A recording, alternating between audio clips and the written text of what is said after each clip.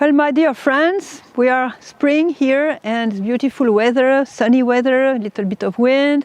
We have with the chicken, our chicken in the garden. Today my topic will be very important. It's peace. God is the foundation of our peace. So I have a question. Do you want that peace? Do you really want that peace? And I know you'll say yes. But when we think of peace, we think, well, the enemies are far away, there is no war, we have to eat, we have a roof, we have a work, good health, everything is okay, we are in peace. No, that's not peace. What is this? This is just human and earthly tranquility. And this human tranquility we're experiencing that it can be broken anytime. It can leave us any time. So the most fragile peace, that's not what Jesus gave us. When Jesus got out of the tomb, he was the risen Lord. He won over death. And he gave peace. The first gift that he gave to his friends was actually peace. Peace be with you, he said. So it's not, that peace of God is not what you think. It's not tranquility. You can have peace in the middle of the war. You can have peace even if you're sick. You can have peace even if you're a widow and you lost your dear ones. Peace is something else. Actually, we will see the Hebrew word for peace, shalom. And what is shalom? One who has shalom is the one who has the heart absolutely fulfilled with God. The Holy Trinity is completely fulfilling his heart. There is no vacuum, there is no emptiness, there is no frustration. That's peace. And that peace we can have it during the war. Jesus in the boat, in the middle of the waves, in the middle of the tempest, had peace, he was sleeping. And, peace. God is peace. So when you have God in your heart, you have peace. I remember Vitska during the war. I went to her and it was a terrible war, very bloody. And I said to her, in order to provoke her somehow, I said to her, Vitska, aren't you afraid? Your brothers are in the front and the enemies are very near. They can come and kill your parents, they can burn your village. Aren't you afraid? And she had that beautiful answer. She looked at me with such a love and light. She said, Sister Emmanuel, when you have God in your heart, when you have the peace of God in your heart, what can you be afraid of? That was the answer. It's during the war in 1992 that I experienced true peace, what it was. Peace is not a feeling. Peace is a person, the person of God in your heart. So I'm sure you want that peace, that divine peace, the peace that remains, whatever happens. You can receive it each day when you go to Mass, or each Sunday when you go to Mass. Because the priest is telling us, peace be with you. What sort of peace does it give then? The peace of God, because at Mass the priest is like another Jesus. So you get the peace of God. Sometimes we get out of the church after Mass, we still have this kind of negative feelings, negative thoughts, uneasiness, even worries and whatever, problems. And, if we were given the peace of God, what did not work? We were not open. We were maybe distracted, but not fully open to the gift of God. How can we be open? I'll give you a few examples, very simple examples. Suppose that I am a man who says, oh, I'm a very good Catholic because, I go to Mass every Sunday and I'm a good Catholic. But, some strange because I don't have peace in my heart. I'm so afraid to be sick. I don't want to suffer. I don't want to lie in bed and maybe have problems with my work, with my family. I don't want to suffer. So I go to the doctor every week. I make all kind of checking for my health. And okay, is that man really a good Catholic? No. Why? He's not abandoned to God. He's not trusting God. Because I'll take the thing from the origin, from the beginning. Okay, this man has been created by God and he received the sacrament of baptism. When he was baptized, he became a child of God. And as a child of God, his life is meant to glorify God in his life, you know. He's meant to glorify God, and he's part of the family of God. Everything that belongs to God is his family time. And everything that belongs to him actually belongs to God, you see. So when he says, I don't want to be sick, I don't want to suffer, I don't want to be stuck in bed, I don't want this, I don't want that, what does he do in reality? He's taking back from the hands of God something that belongs to God, which is his life, his health, that belongs to God. And by doing that, he's, like he said, okay, Lord, I love you very much, you know, I love you very much, okay, but as far as my life and my health, it's my problem. My health is mine. I have to see to it. I have to decide. So he takes the control on his life. So the risen Lord, hearing such an attitude, what does he do? He sees that he's not invited. He's not invited to be the Lord of that man in his heart. He's not invited to be the master of that heart, because the guy, he said, I want to have the control of my own life, of my own health. So Jesus has no place there. So what does he do? Goes behind the wall because he's not invited. He doesn't force our freedom. So my question is, since Jesus is not invited, the risen Lord, the victorious over death, is not invited in that heart. Is there light in that heart? Is there light in that heart? No. If there is no light, what is there? Darkness. And who needs darkness to work?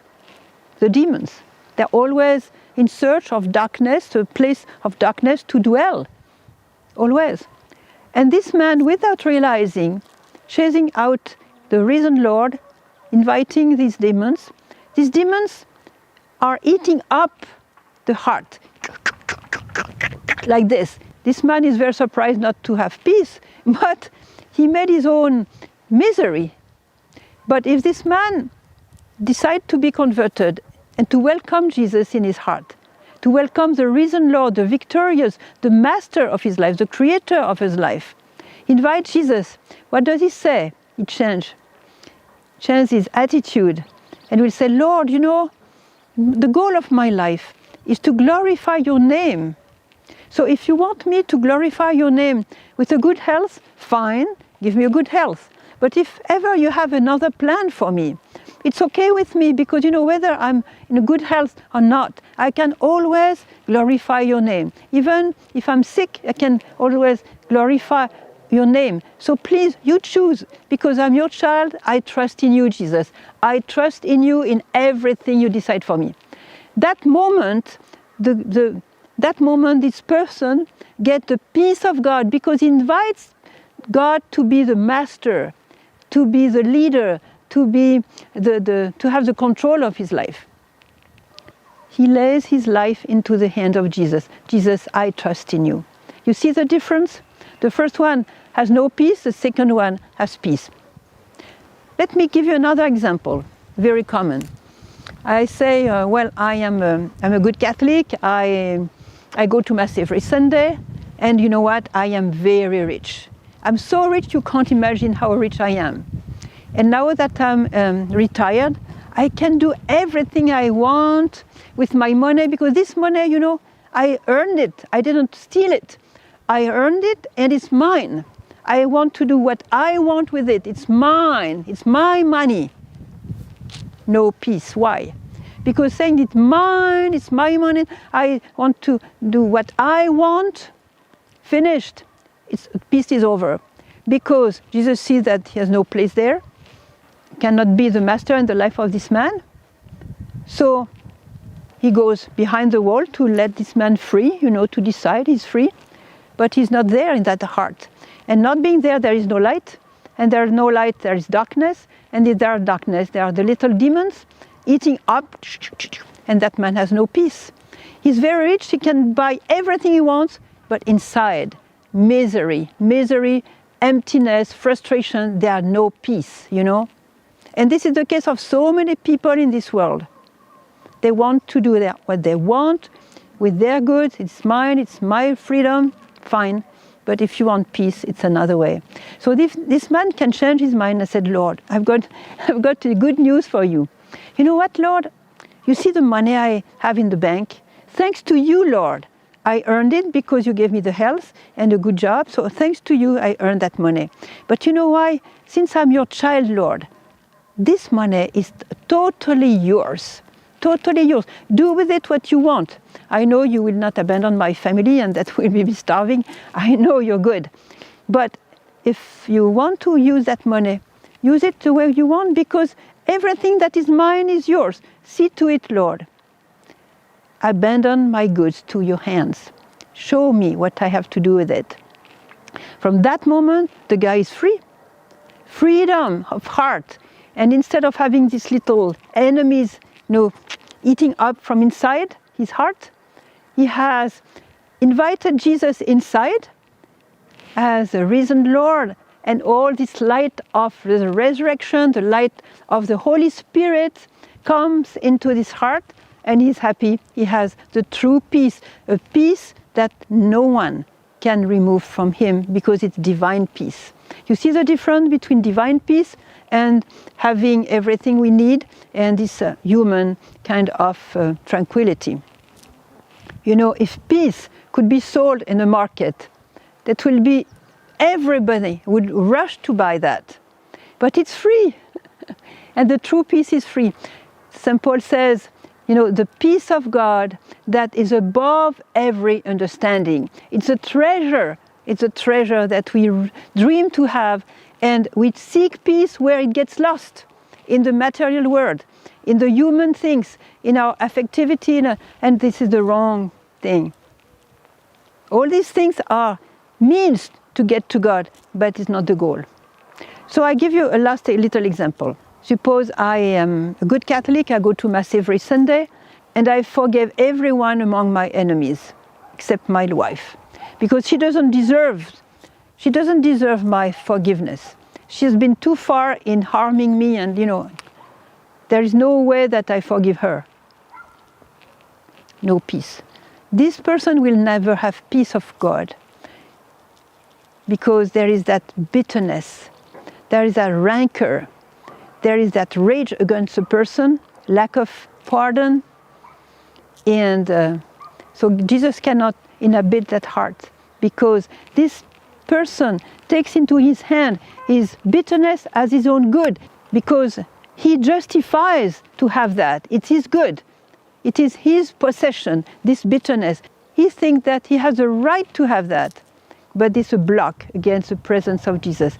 Because forgive us our trespasses as we forgive those who trespassed against us. And this is the word of God. So there is a way, when it seems to be impossible to forgive, just say, oh Jesus, you know me, this wound is too deep, I can't forgive, but I know that you can forgive. So please, Jesus, put your own forgiveness into my heart. And may this forgiveness grow until I can myself forgive. And it works. It takes time, it works. So if there is this bitterness, this rancor, this hatred, so we won't have peace. And we try to forgive. You see, that true peace comes when we abandon ourselves into the hands of God. And abandonment is not laziness, is not lack of responsibility, because when you abandon yourself to God, you have to constantly adjust to His will. And that takes work, that takes attention, that takes love, and that takes prayer. So through prayer, we let peace come into our heart, a true peace.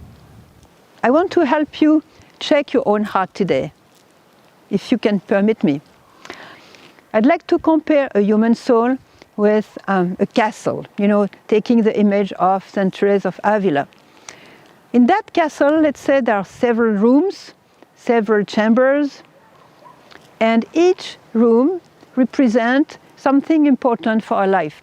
My family, my work, my career, my health, my money, my car, my house, my goods, my dog, my food, my way to to my way of dressing, my makeup, my way to present myself to others, my human relationship, my sport, my soccer, my this, my that. Okay, each room is something.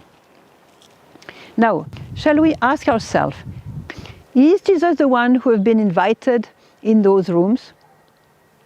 Remember Jesus telling all his friends, peace be with you. So in order to let that peace of Jesus reach my heart, I've got to make space for him. And if there is room in my castle, whether the sport, whether my family, whether my career, whether my health, my money, whatever, I have not invited Jesus there. Jesus dreams to go to that place because when he says, peace be with you, he sees this castle. He sees all the rooms. He sees where he's been invited and where he has not been invited. He sees where he can have the control of our life, and he sees where he has no way. And he sees where he is not invited to have the control, something that has not been abandoned into his hands of a creator. So he dreams to enter these rooms. I invite you now to examine every bit of the rooms of your castle. And when Jesus says, peace be with you, he sees that room that so far has been locked to him. Maybe it's my career. Maybe I said to Jesus, Lord, I love you very much, but as far as my career is concerned, sorry, Lord, but this is my business. I have to see to it. You have nothing to do with it. I am big enough. I am smart enough. This is my business, Lord. Don't see to it. This room is locked. And because if it's locked, he sees that room that has been always forbidden. So because there is not the light there, you see all the spiders, the serpents, the scorpions, horrible animals in the darkness. It stinks inside, and they are there and they eat up that man. And Jesus sees that, and he dreams to open the door, to be invited, open the door, and put his beautiful, divine, eternal light in it. Will you open that door?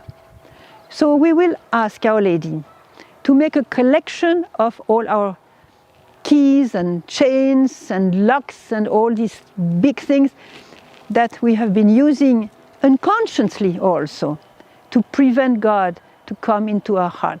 So Mary, the Mother of God, is definitely the right person to collect those keys and those locks so that her son Jesus can enter, and may the risen Lord be the divine guest in our hearts. And I guess you have understood one thing, that the more I want to have the control on myself, on my goods, on my people, on my work, on my politics even, the more I want to have the control, the less peace I have. And the more I let Jesus to have the control of my life, the more peace I have. It is exactly the contrary of what the world is teaching us. The world is teaching the more control you have to get the control of everything, That's not the Spirit of Jesus. When we receive the peace of God, we receive the Spirit of Jesus. The Spirit that will lead us on the way to holiness and to the last destination that is ours for everyone, the eternal life. And when we pass through the gate, if we have, like the camels, they pass the narrow door in Jerusalem to get into the city. The door is so narrow that they have to be unloaded from all their goods and their loads. But if we are loaded with all that, we'll have a hard time passing through the narrow door. I am the door of the sheep, says Jesus. So he's knocking now. He's knocking. Will you open to him? Will you let him reign over your life, over everything you have, over everything you do? I will just conclude now with a very simple prayer. If you can join me in prayer, please join me in prayer if you want. Oh Jesus, you know well how often my inner peace is shaken. Sometimes it just disappears. and I'm fearing the future. I'm fearing the death of my dear ones. I'm fearing sickness. I'm fearing to be poor. I'm fearing so many things. Oh Lord, the truth is that I have no peace. So Lord, you are my peace. You are my peace. So please, Lord, enter into my castle. And if all these rooms of the castle are not yet yours, take the key of the castle, the key that leads to all the rooms. Please be the master. Please be the Lord of my life. Please be the Lord of my heart. Come to my heart. My heart, Lord, is yours. I invite you, Lord, in my heart. Come to my heart, Jesus, please. I need you. I want you. I love you. I want you to reign over my heart. And I invite you without any restriction, without any reserve. Come, Jesus. Come, fill up my heart. I need that peace. Peace. I need your shalom. I need your shalom. I need to be fulfilled. I need my heart to be fulfilled. And Lord, you're the only one to really fulfill my deepest desire in my life. Oh, Jesus, please come and fill up my heart. You're welcome as never before.